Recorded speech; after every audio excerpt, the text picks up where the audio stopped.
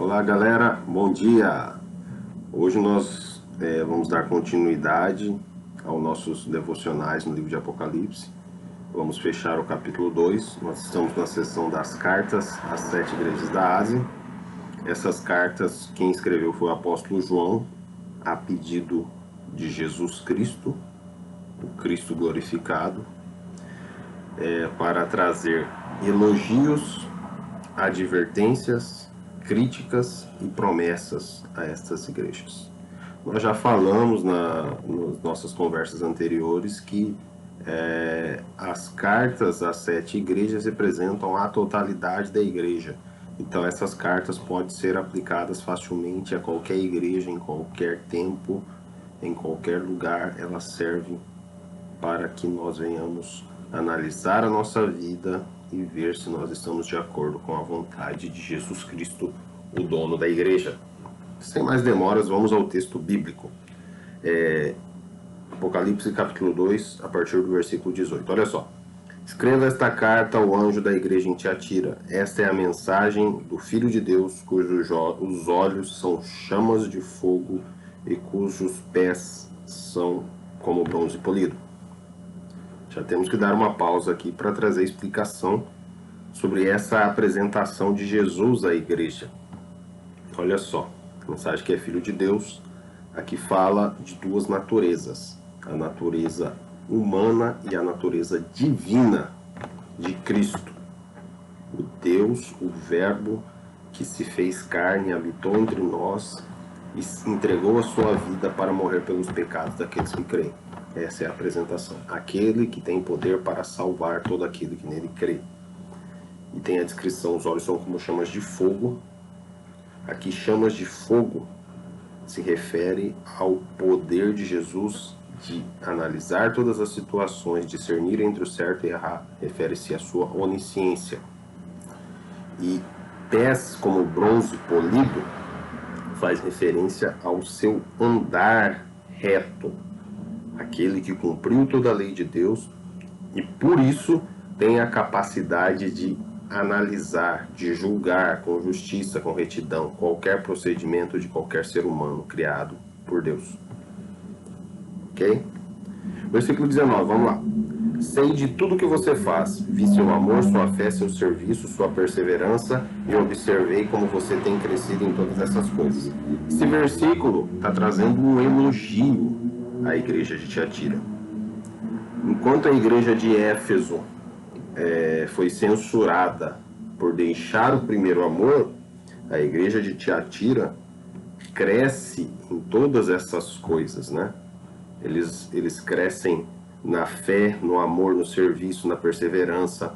Então, assim, eles tinham a sua vida pessoal com Deus muito bem resolvida, tinham intimidade com Deus, se relacionavam com Deus e cresciam nesse relacionamento. Eles cresciam de tal forma que o seu serviço era de mais qualidade, a sua fé era fortalecida e eles perseveraram na fé. Então, esse é um modelo de igreja que agrada a Deus. Nesse aspecto, no aspecto tanto doutrinário e prático, é isso que Deus espera de nós, que nós tenhamos a doutrina correta da palavra de Deus e nós tenhamos a ética correta, que é a aplicação da palavra de Deus nas nossas vidas. Então aqui eles foram elogiados. Jesus falou, começa elogiando eles. Vamos ao versículo 20. Contudo, tenho contra você uma queixa. Você tem permitido que essa mulher, Jezabel, que se diz profetiza, faça seus servos se desviarem. Meus servos se desviarem. Ela os ensina a cometer imoralidade sexual e a comer alimentos oferecidos a ídolos. Para quem estuda a Bíblia, sabe quem é Jezabel. Jezabel, ela viveu no período dos reis de Israel. No período que o reino de Israel era dividido entre reino de Israel e reino de Judá. E Jezabel, ela se casou com Acabe, que era o rei de Israel.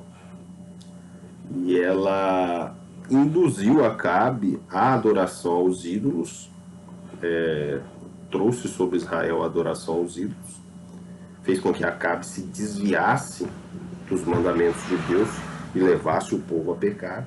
e também a comer das comidas sacrificadas aos ídolos, né? Nada mais, nada menos do que ter intimidade, se submeter àquela doutrina, submeter a cultura, a todo aquele regimento, os mandamentos, as práticas idólatras que eram contrárias à vontade de Deus, e também a imoralidade sexual, né?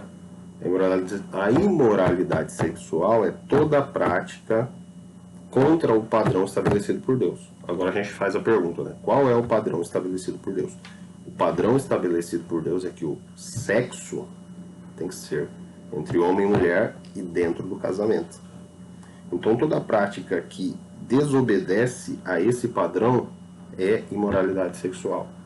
Então, essa igreja que crescia em amor, fé e serviço e perseverava na fé, estava permitindo que uma falsa profetisa, que agia no mesmo modelo que Jezabel agiu na época dos reis, levando o povo de Deus, Israel, a pecar, essa falsa profetisa, que aqui no texto, né, se diz profetisa, então quer dizer que ela não era, é uma falsa profetisa, a cometer, induzir o povo, os membros daquela igreja, mais precisamente, possivelmente aqui pelo que diz os homens daquela igreja, pode ser que também mulheres eram induzidas, a se assentar na mesa com os ídolos, comer de comidas sacrificadas, ou seja, cometer, vou usar aqui uma expressão, adultério espiritual. Por que adultério espiritual? Porque eles estavam se desviando da exclusividade da aliança com Deus. E nós sabemos que Deus não divide o nosso coração com ninguém. O Espírito de Deus tem intenso ciúme por nós. Então, a falsa profetisa, ela estava fazendo com que a igreja cometesse esses pecados. Ela estava produzindo seguidores desses atos pecaminosos que ela cometia. Ela estava ali trazendo uma falsa doutrina. Falou, não tem problema, vocês podem ser cristãos, mas vocês podem ir lá e comer na mesa com os ídolos. Você vem aqui e participa do culto, mas depois, se você quiser ir lá comer com os ídolos, quiser se prostrar diante das imagens, se você quiser ter relacionamento com mulher fora do casamento, isso não tem problema nenhum. É isso que ela estava querendo dizer. Na verdade, ela estava quebrando os mandamentos de Deus, induzindo aos servos de Deus que faziam parte daquela igreja a cometer a mesma forma. Só que aí o problema é que tinham homens que estavam aderindo a essa prática. E o próprio Cristo diz aqui no versículo 21, ó, dei a ela tempo para que se arrependesse, mas ela não quer se arrepender da sua imoralidade. Quer dizer, eu fui tolerante com ela, eu esperei que ela se arrependesse, mas ela não quer. E se ela não quer, aí nós temos a resposta no versículo 22. Portanto, eu lançarei doente numa cama, e aqueles que cometeram adultério com ela sofrerão terrivelmente, a menos que se arrependam e abandonem as práticas de tais atos. Versículo 23. Matarei seus filhos, então todas as igrejas saberão que eu sou aquele que sonda a mente e coração, e darei a cada um de vocês aquilo que merecem. Aquilo que seus atos merecem. Então, o Deus que tolera o pecado é o mesmo Deus que julga o pecado com severidade. Lá na carta aos Romanos, o apóstolo Paulo diz, ó, considerai a bondade e a severidade de Deus. A bondade para os que se arrependem e a severidade para os que continuam no pecado. Então, não fica com essa conversa de que Deus vai ficar tolerando seu pecado para sempre. Isso não é ensino da palavra de Deus. Isso não é um aspecto doutrinário da palavra de Deus. Isso não faz parte do caráter de Deus. O Deus que é amor é o Deus que é justiça. O amor de Deus não nega a sua justiça. E o Deus que faz o certo, ele condena o pecador que não quer se arrepender. Então nós sabemos disso. Nós não podemos negligenciar essa verdade bíblica se queremos seguir a Cristo.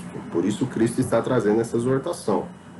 E ele está falando, eu vou chegar com severidade. Eu sou aquele que tem olhos como chama de fogo. Eu estou vendo essas coisas. E eu vou trazer sobre isso.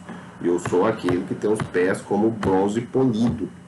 Quer dizer, eu tenho autoridade para fazer isso porque eu cumpri a lei de Deus.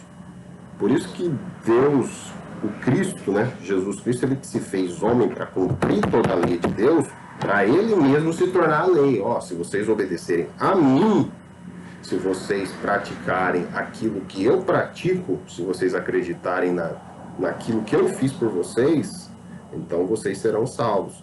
Mas agora, se vocês quiserem continuar no pecado, vocês sofrerão a pena, sofrerão a punição. É isso que ele está querendo dizer. E aí, no versículo 24, ele diz o seguinte: tem também uma mensagem para os restantes de vocês em Tiatira que não seguiram esse falso ensino, as verdades mais profundas, como eles dizem, e que na realidade vem de Satanás. Olha só o tamanho do engano dessa falsa profetisa. Ela estava dizendo que ela estava ensinando verdades profundas, e na verdade ela estava ensinando mentiras profundas. Ela estava enganando o povo, querendo dizer, olha, não tem problema comer comidas sacrificadas a ídolos, não tem problema ter mais de uma mulher no seu relacionamento, você pode ter a sua principal e você pode ter outros relacionamentos. É essa mesma conversa que a gente escuta hoje, né? Ter um relacionamento aberto. E a verdade bíblica é que Deus não tolera isso. Essa é a verdade. E eu, trazendo aqui essa reflexão na palavra de Deus, eu tenho que falar a verdade. Eu não tenho que mascarar o que Cristo está dizendo. Cristo está dizendo com toda a abertura, com toda a clareza. Ele está querendo dizer assim, vamos dizer assim numa linguagem mais popular, ó, não digam que eu não avisei. Eu sempre estou avisando vocês. O tempo eu estou dando. A minha tolerância ainda está aberta, vamos dizer assim. Eu ainda estou tolerando esses pecados, mas vai chegar o momento que eu vou julgar. E quando eu julgar, eu vou ser severo. Então isso é para realmente a gente ter temor de Deus no coração. E aí ele diz, né, não lhes pedirei coisa alguma, senão que se apeguem firmemente o que já tem até que eu venha. Né, que Jesus está falando com o remanescente, aqueles que permaneceram fiéis à palavra de Deus, que obedeceram ao padrão bíblico. O casamento é só com uma esposa, só com o marido. Eu não vou me assentar à mesa com os ídolos, eu não vou criar ídolos no meu coração, porque o meu coração é só de Deus, o meu coração é exclusivo de Deus, eu não vou negociar, eu não vou ter relacionamento aberto, nem naturalmente, nem espiritualmente, porque o pecado da imoralidade sexual é o pecado contra o corpo, ele acontece no natural, é um pecado que você toca, você apalpa. Você peca contra o corpo. Você peca contra o santuário que Deus criou. Então, é um pecado que tem implicações naturais também, consequências naturais. E também o pecado de idolatria é o que tem consequências espirituais, que aí você está pecando contra Deus.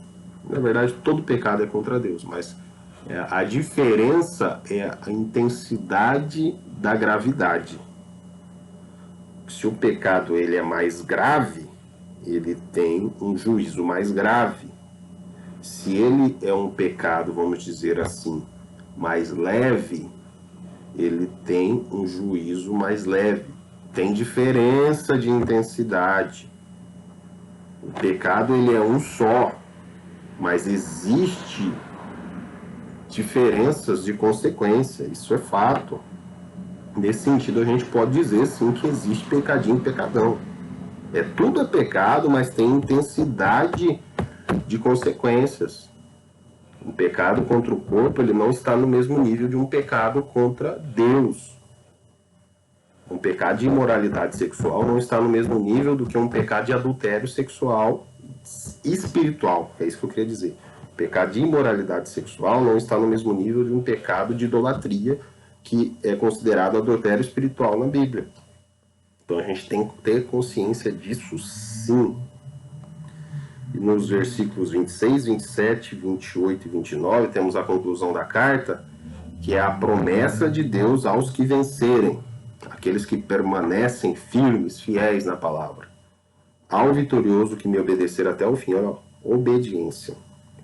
Uma vez eu vi um certo pregador dizendo que a linguagem de amor de Deus é a obediência, e eu concordo com essa afirmação dele.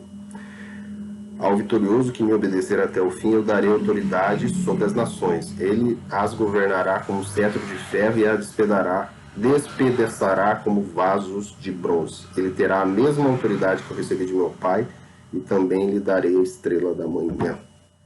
Quem tem ouvidos para ouvir, ouça o que o Espírito diz às igrejas. Que promessa maravilhosa. Esse governo que os salvos, aqueles que vencerem, aqueles que permanecerem firmes, é o mesmo governo que Cristo recebeu do Pai, que você pode achar lá em Salmos capítulo 2, que fala que ele reinará sobre a terra com cetro de ferro e despedaçará os vasos de barro. Essa referência você pode achar em Salmos capítulo 2. Cristo é o rei que foi ungido por Deus para reinar sobre a terra. Então, aqueles que vencerem vão compartilhar deste governo, vão fazer parte do governo de Cristo sobre a terra, vão reinar com justiça e exercer juízo. Olha que nível de autoridade que a igreja fiel vai receber. Aqueles que foram fiéis, os santos de Deus vão receber. E também receberá a estrela da manhã. O que é a estrela da manhã, gente? A estrela da manhã é a primeira que aparece quando nasce o sol e a última que desaparece quando o sol se põe. O que Cristo está querendo dizer aqui, numa linguagem poética? O testemunho dos meus santos, daqueles que forem fiéis a mim, será tão notório que ele vai ser o primeiro a aparecer e o último a findar. Olha que promessa maravilhosa, né? Cristo está querendo dizer assim, ó, eu vou promover os meus santos. Os meus santos brilharão do começo ao fim. Eles brilharão comigo. Então, nós receberemos do brilho da luz de Cristo sobre as nossas vidas, se permanecermos fiéis. Olha que palavra maravilhosa. Reflita sobre essa palavra. Analise a sua vida. Será que eu estou agindo com fidelidade para com Deus? As minhas obras estão melhorando, como as obras da igreja de Tiatira estavam melhorando? Eles estavam crescendo no amor, na fé, no serviço, na perseverança. Nesse aspecto eu estou parecido com eles? Estou parecido com eles? Será que eu estou cedendo espaço para o falso ensino? Vamos colocar aqui, para que o espírito de Jezabel, que é o mesmo espírito do príncipe desse século, que governa as mentes e os corações dos incrédulos, eu estou sendo seduzido a praticar imoralidade sexual? Eu estou sendo seduzido a abandonar o primeiro amor? Na verdade, nem abandonar o primeiro amor, a abandonar a fé. Será que eu estou sendo seduzido a abandonar a fé? Ao que a gente chama à luz da Bíblia de apostasia? Que essa palavra sirva de reflexão para nós. Amém?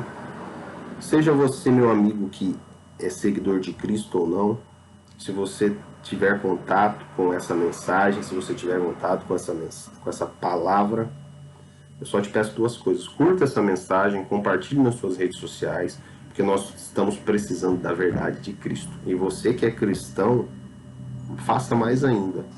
Curta, compartilhe, que se inscreva e seja esse agente de mudança em nossa nação, onde você estiver. Tudo bem? Que Deus nos abençoe e que nós tenhamos um ótimo dia.